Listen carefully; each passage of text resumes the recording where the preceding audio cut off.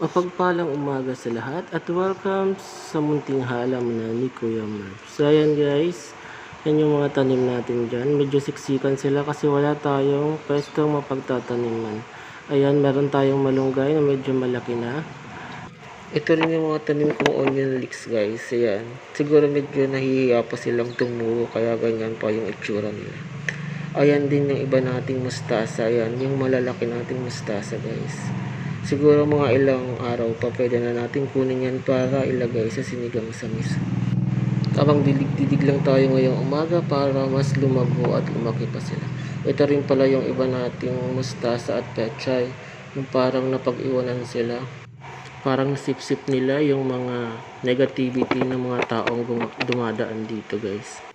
Puro negativity sinisip-sip nyo. Yan tuloy di kayo lumaki ng maayos.